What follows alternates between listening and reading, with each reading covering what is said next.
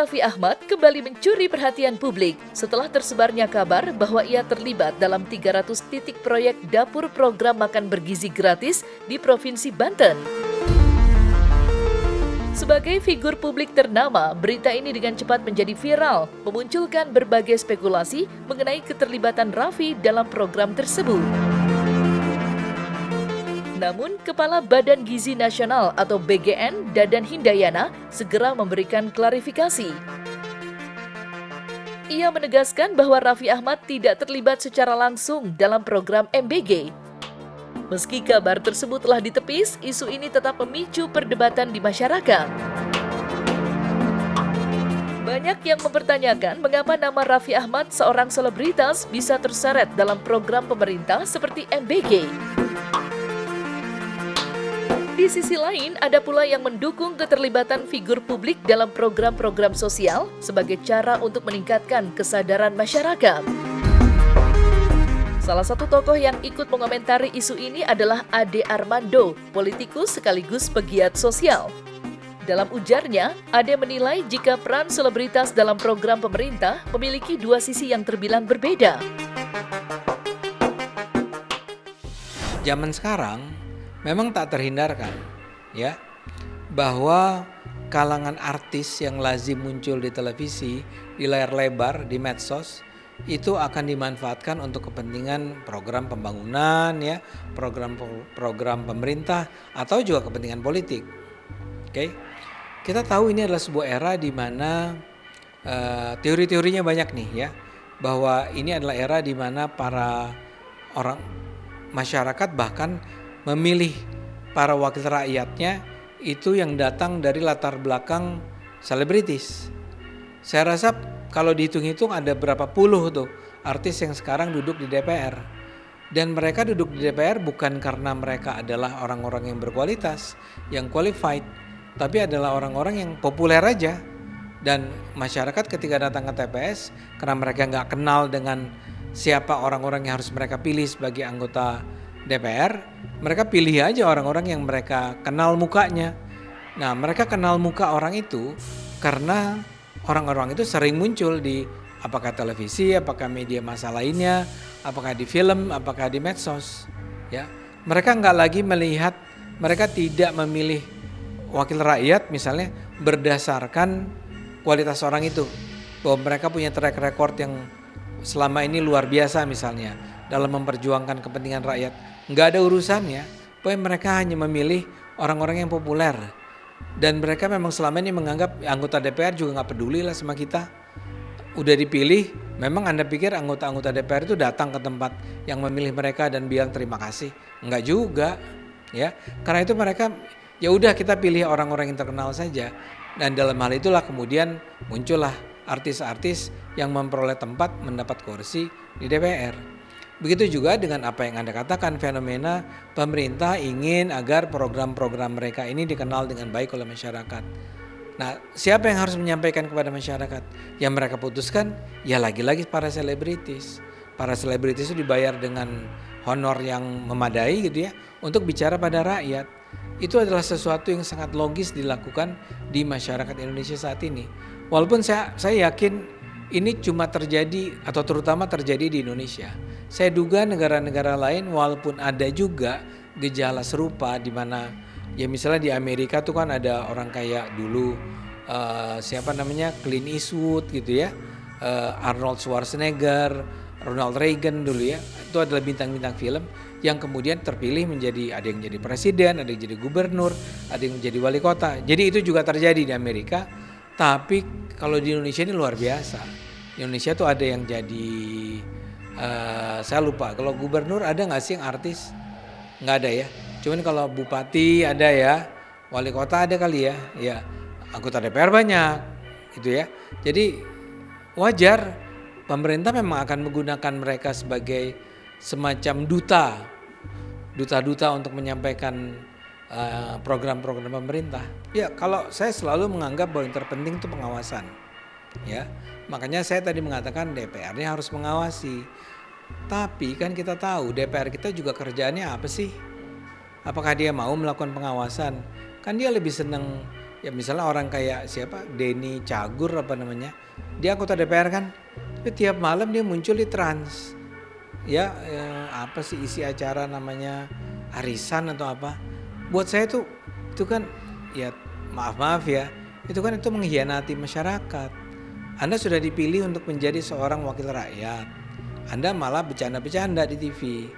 Nah kalau anggota-anggota DPR itu bergerak, saya nggak tahu lah siapa yang bisa dijadikan contoh tentang anggota DPR yang sudah bekerja dengan sungguh-sungguh gitu ya.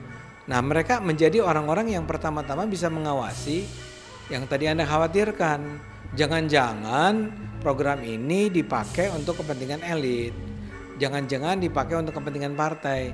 Mungkin nggak? Sangat mungkin, makanya harus diawasi. Tapi kalau DPR tidak berjalan, ya media massa dong. Media massa memang kita harapkan untuk melaporkan, jalan nggak sih? Ada yang memperoleh keuntungan nggak sih dari pelaksanaan program ini?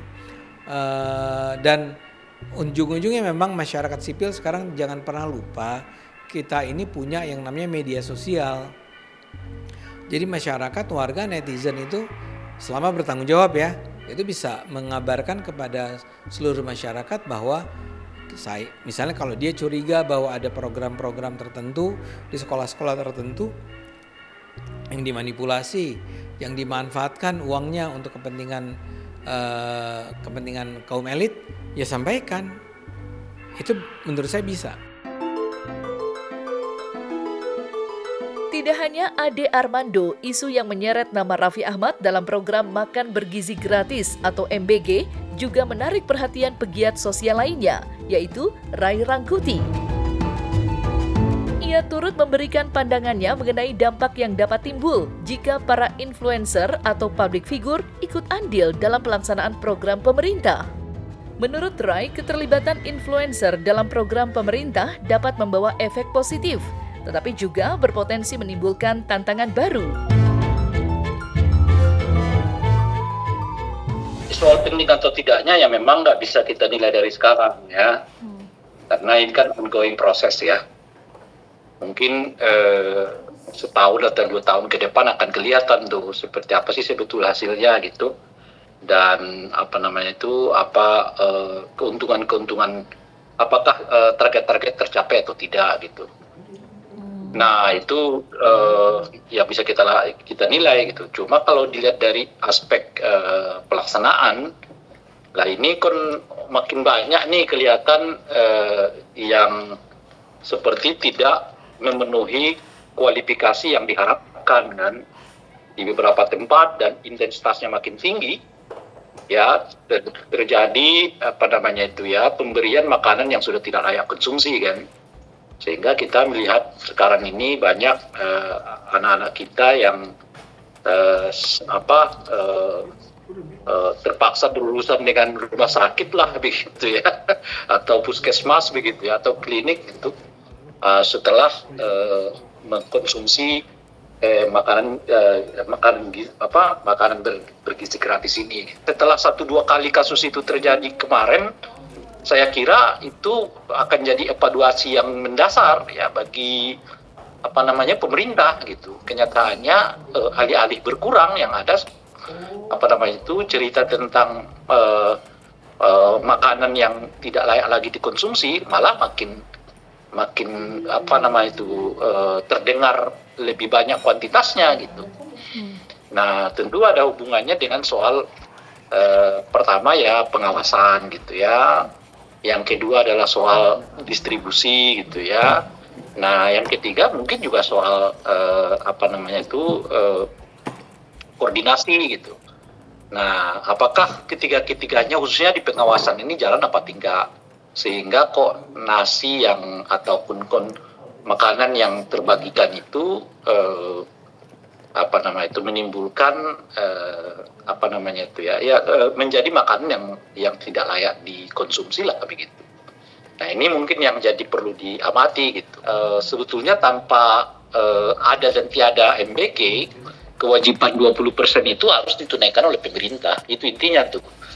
Nah sekarang kalau misalnya dihadapkan duitnya terbatas, Nah, apakah harus melanjutkan program MBG atau menuntaskan atau memenuhi ketentuan konstitusi di mana APBN itu 20%-nya harus dialokasikan untuk pendidikan.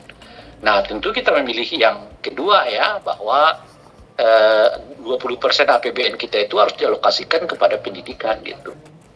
Nah, jadi kalau dibuat perbandingannya ya begitu tuh.